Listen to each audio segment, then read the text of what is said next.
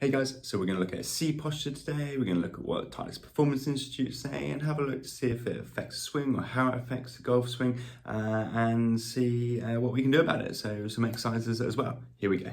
So this is what the Tightest Performance Institute say, that the C posture is described as posture that occurs when the shoulders are slumped forward at address and you have a definitive roundness in your thoracic spine. So general sort of kyphotic posture in normal standing positions, not looking at golf for a second, isn't great, okay?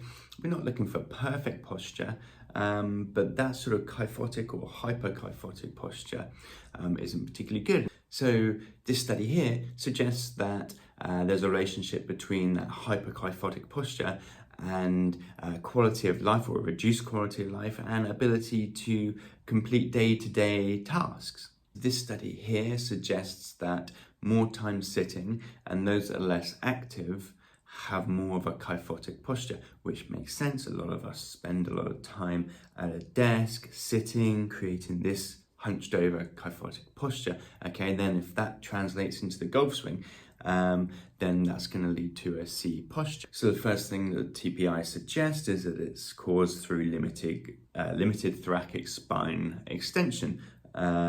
So this makes sense, as this study suggests here, that if you're sitting more and less active, you have less mobility through the thoracic spine, okay, so then you can't create that extension. So they next go on to say that maybe it's upper cross syndrome that can cause this, such as muscle imbalances, including tight pecs, lats, upper traps, levator scapula, and then weaknesses in the mid-scaps, serratus anterior, lower traps, deep neck flexors.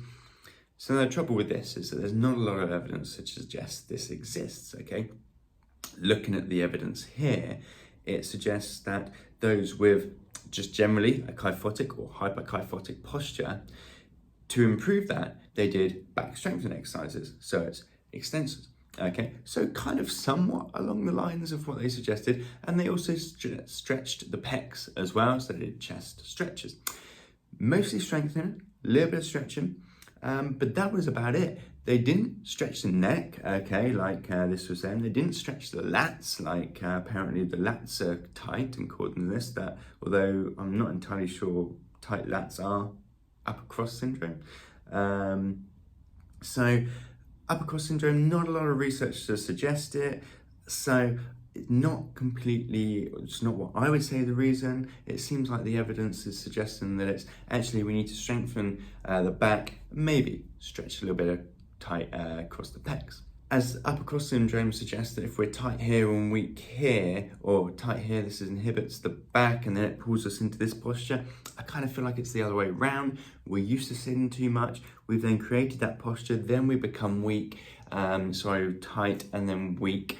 And so it's kind of a chicken and egg situation. I kind of think it's just practicing poor postures rather than being able to practice multiple different postures. So next up, they suggest instability in the core muscles causing poor posture and slouched forward position at address. Now, I couldn't really find any relationship with a kyphotic posture in standing to weak core muscles. There was one study here that did kind of add core muscles into their exercise routine, and then they improved kyphotic posture.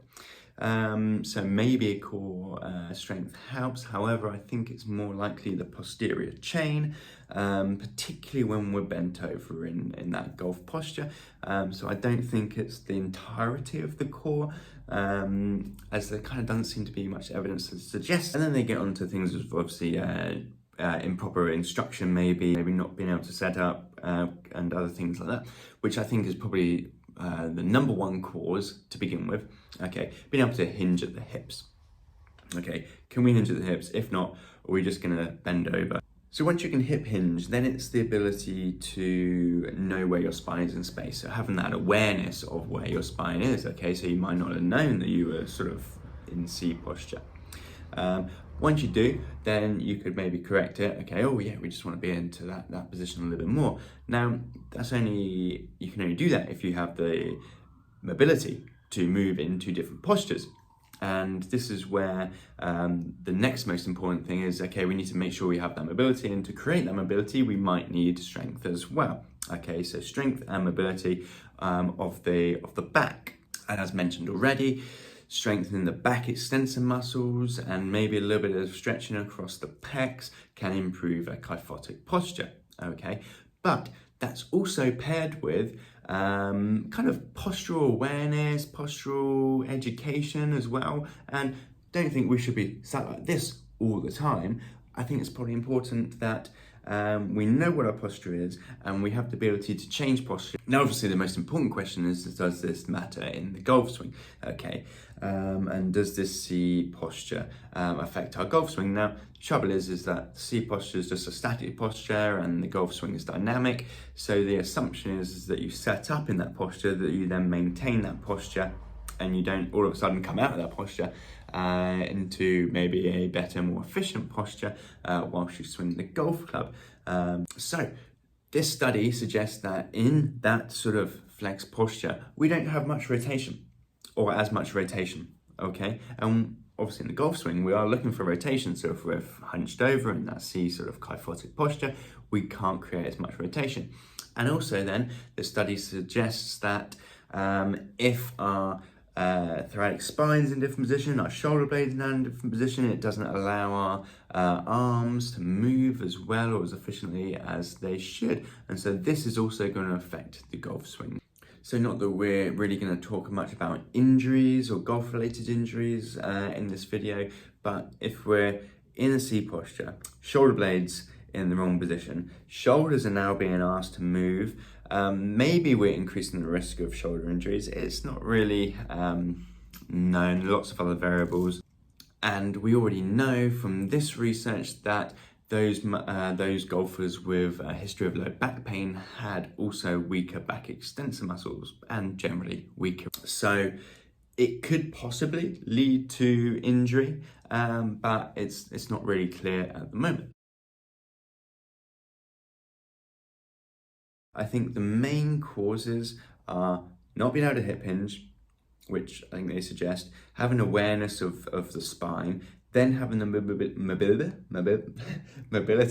of that thoracic spine, having the strength in the back extensors, and sure, you can stretch across the chest as well if you like. I don't think it's upper cross syndrome. There's not really much evidence to suggest that. I don't think it's really core related. I think more posterior chain, so could be related to getting into that good setup position, glutes a little bit more as well. And then really it's just about practicing different postures, okay? So throughout the day, if you are sitting, then we need to practice different postures, okay? Don't have to sit all the time like this. And basic exercises, maybe behind hands behind the head, pinching shoulders back, get a nice pec stretch as well as strengthening the upper back too.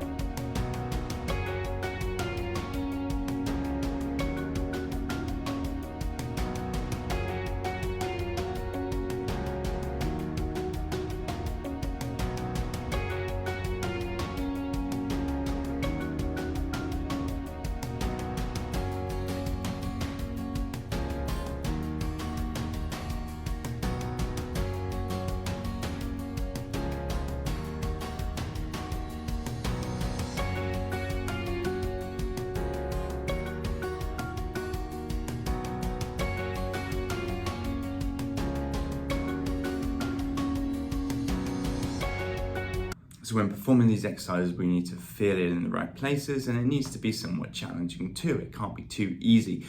We need to make sure that we're performing these exercises correctly. And here's some further strength training exercises to help improve that posture and strengthen the posterior chain.